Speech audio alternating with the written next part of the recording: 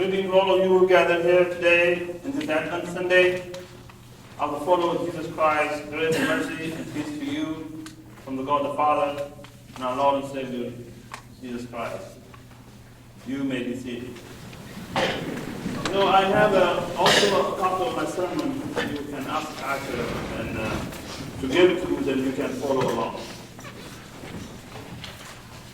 Not long ago, have we heard from Dave Cuddington of a back and forth argument between his daughter and high school teacher, arguing about the meaning of the Christmas season. Today we turn to another important virtue called courage. Many of us will not have to lay down our lives, but that does not mean we wouldn't need courage. For some, it will take courage simply to cope with a difficult situation in refugees camp like I did. But for others, courage exceeds beyond those refugees' experiences. As so many of us deal with a troubled relationship, financial challenges, or chronic illnesses during this Christmas season.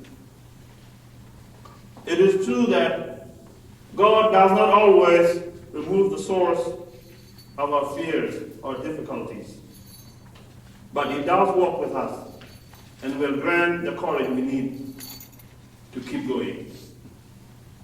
Let us make a comparison between two biblical figures, Joseph and Ahaz, from our scripture reading this morning. Young King Ahaz, only 21 years old, confronted by fearsome spectacle of two kings who were attacking him, hear a word of promise from God. God told him that He will take care of this, but Ahaz lacked courage to face this threat. He turned to Assyria for help. He stripped the temple, borrowed its treasure, and bought off the Assyrian.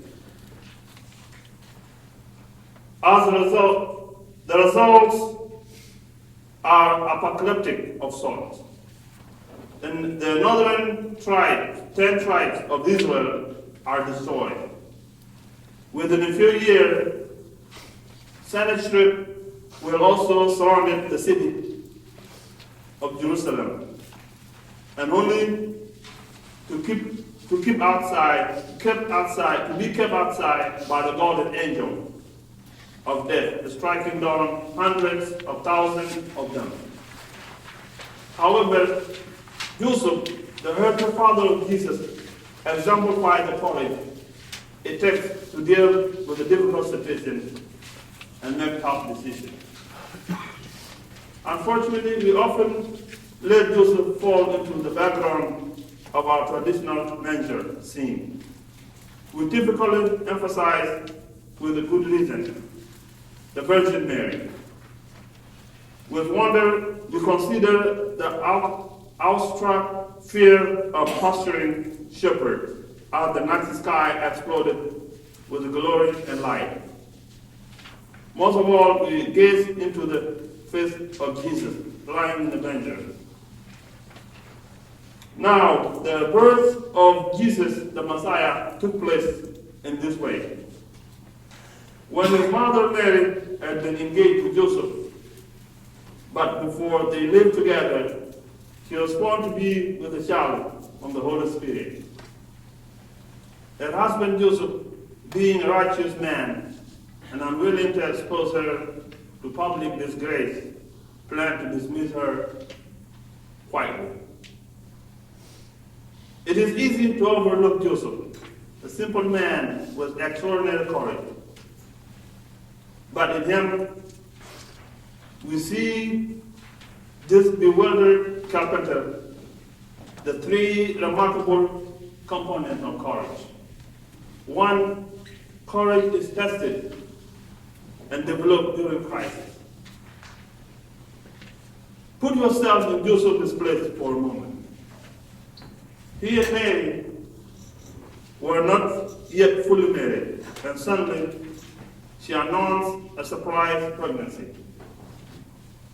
Christ hit Joseph squarely between the eyes, but there was more. Mary explained she was pregnant by the Holy Spirit. How can you offer a reasonable explanation for that? The crisis intensified. I can picture Joseph overwhelmed by this news and terrified about what it will mean for him and his soon-to-be wife in a culture bound by law and tradition. Certainly, this announcement would generate a tidal wave of trouble and rumors. But this ordinary carpenter faced a tough choice. How should he respond? The easiest solution would be to cover the problem quietly and move on. In their Jewish culture, an engagement was as binding as a marriage. So that an expectant parent had not yet taken vows. They were betrothed, promised to each other. A broken engagement would cause as much calamity as a divorce. Notice in verse 18 it says engagement, and without hesitation in verse 19 it says divorce. Joseph had to weigh his options carefully. To stand in support of Mary would surely mean public humiliation and a scarlet letter of shame for them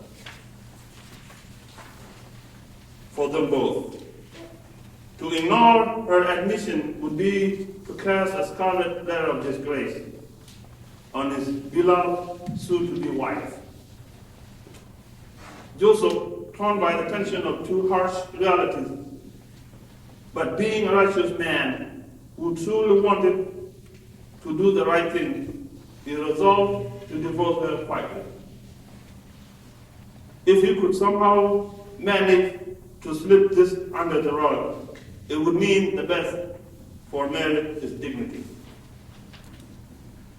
But just when he had resolved to do this, an angel of the Lord appeared to him in a dream and said, Joseph, son of David, do not be afraid to take Mary as your wife, for the child conceived in her is from the Holy Spirit. She will bear a son, and you are to name him Jesus, for he will save his people from their sin. All this took place to fulfill what had been spoken by the Lord through the prophet. Look, the virgin shall conceive and bear a son, and they shall name him Emmanuel, which means God is with us.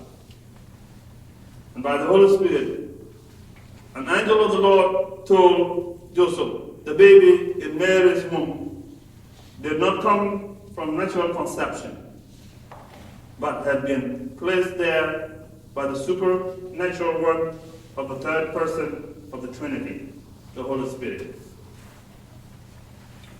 Number two, the courage is developed in difficult decisions. The way Joseph is confronted with a choice, whether to slither away or to stand boldly, considering all that was potentially humiliating and shameful.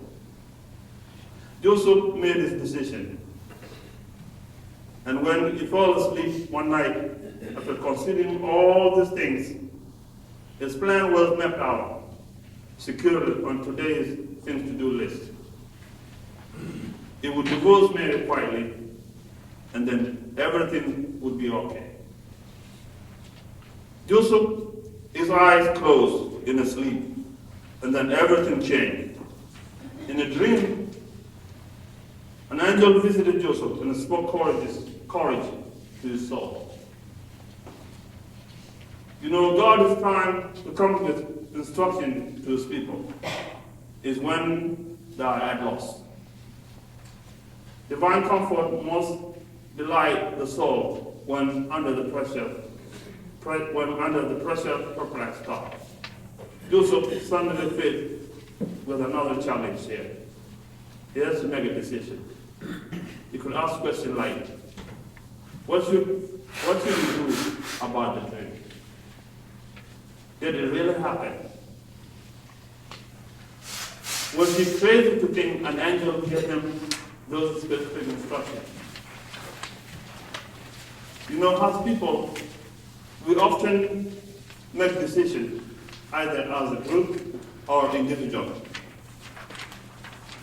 We are often concerned about making decisions, the right or the left decision. Sometimes it may be an individual decision or a church decision.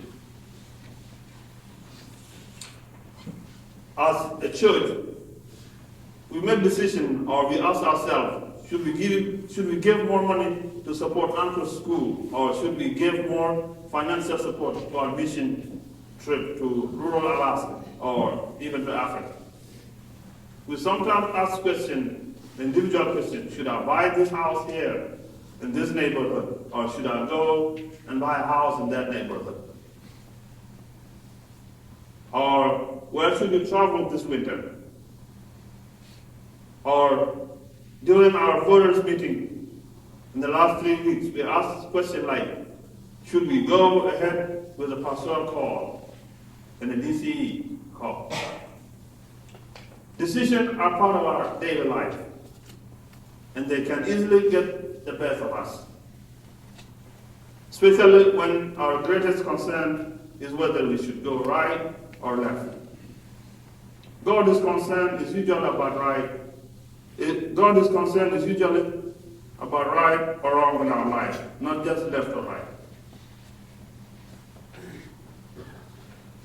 From personal life, I was always asking questions, why me when I'm faced with difficult choices? But what excited me the most is God is just what he is. I remember as a child wondering if there was God, and it was such an empty, desolate feeling even to think that there might not be one. 16 years ago, I was faced with a difficult decision of whether to leave behind my family members and my friends and to come to a country I never knew. I did not know whether my host country would receive this stranger with open arms. But I trust God. And surely enough, I was taken care of by the Church World Service, my sponsor to the United States. And I had to spend another 3 years with the Prosser family, who treated me really well. You know, in this passage of Matthew, we see God at work. It was with Joseph in showing him exactly the path he should follow. So Joseph's decision to divorce Mary was a righteous decision according to Jewish law. It was not the right decision. The point is, if we will concern ourselves with what is righteous, God will lead us to what is right. The Lord takes our willingness to be led and direct us in the path according to his will. Joseph was doing the best a Jewish carpenter could do, given the circumstances. And God revealed the path we are still reading about today. That is, the simple carpenter named Joseph heard from the angel and responded, called Joseph. So when Joseph woke from sleep, he did as the angel of the Lord commanded him. He took her as his wife, but had no marital relation with her until he had born a son, and he named him Jesus. Imagine Joseph waking up the morning after being visited by an angel. He stares at the ceiling, struggling to process what happened during the night. He had already made what he thought was a courageous decision to risk his reputation by divorcing Mary quietly. And now his thought was jumbled with a new perspective. His new thoughts were radical and seemingly dangerous, but Joseph accepted them with an overwhelming sense of peace. His son knew the direction he should take. The last component is courage does what is right and keep moving forward. After making culturally righteous decisions, God led his servant Joseph to the right decision. With courage, he acted, marrying his expectant betrothed. By walking in his God-given direction, Joseph found a solid place to set his feet and his faith. God gave him what it took to act as a man of courage. Joseph would continue to need courage. All along his journey, Joseph needed courage. Practical thinking or understandable fear could have his way Joseph's decision. Yet, he moved in courageous faith. We find ourselves living in a passive culture. However, as a God's people, He calls us to stand up for the thing of God. As believers, we are called to love what God loves and hate what God hates. Joseph took a bold stand in his decision. He thought that divorcing Mary quietly would be the most loving action he could take in a given cultural context. Not long afterward, an angel of the Lord appeared to Joseph in a dream once again. Rise and take the young child and his mother and flee to Egypt. Stay there until I tell you to return, for her will look for Jesus and try to kill him. Joseph got up, took Mary and the baby, Jesus, and hurried out of Bethlehem. They traveled until they came to the country of Egypt. Joseph told that Mary should bring forth the Savior of the world. He was to call his name Jesus and a Savior. Jesus is the same name with Joshua. And the reason of that name is clear. For those whom Christ saves, He saved them from their sin, from the guilt of sin by the merit of His death, and from the power of the sin by the Spirit of His grace. In saving them from sin, He saved them from wrath and the curse and all misery. Christ came to save His people, not in their sin, but from their sin. And so, to redeem them from among men to Himself, who separate from the sin. Like Ahaz, Joseph has heard the same word of Isaiah. A virgin will conceive, but Joseph has believed. Joseph did as the angel of the Lord had told him, without delay. Luther said that the greatest miracle of Christmas season was the faith of Mary and Joseph. God is working that faith in us.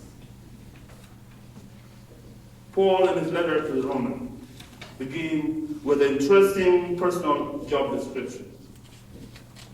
He has been given a gift from God, an apostleship, an authority from God himself, to bring about obedience to faith in all nations. That is with us. And we as a preacher are standing up here preaching today because we are obedient. And we too are calling for that same obedience. An obedience that flows not out of some attempt to manipulate God into letting us into heaven. Not some obedience because we are fear of hell, nor an obedience which is born simply of duty or self-imposed expectation, but born of faith. We trust God. We love him. He's our Savior, our rescuer. So our lives, our words, and our deeds, our jobs and families, and the whole of us is somehow brought to him in thanks offering of salt. Joseph brought Jesus home when he woke up from that dream. Literally, he brought the child into his home. You dare not leave this child born in Bethlehem, his manger, in this place. He gladly received our sin. Yeah. But he come to bless our whole life. He come to render every day a holiday in him. He come to render every act an act of obedience to him. You know, Joseph looked like a fool, and Hias looked like his political status. But the Bible records a very different story of us, for us. Joseph get a Brazilian plastic statue made of him to put up in front of the church's nativity scene. Have you ever seen one of Ahaz? We also have many things which weigh us down, like Ahaz's fear, like Joseph's heartache. They would comfort us, bend us forward and inward and downward. God called us to stand upright in him. Jesus is the same rescuer who would have helped Ahaz, the same child who was not the heartache of Joseph. We are given to look up to a cross where this baby of Bethlehem died, as we have heard from Pastor Tony last week's sermon. The Lord straighten us up as he lift those burdens and bear them on the cross. We pray that God continue to give us courage as a strengthened Joseph. In the name of Jesus.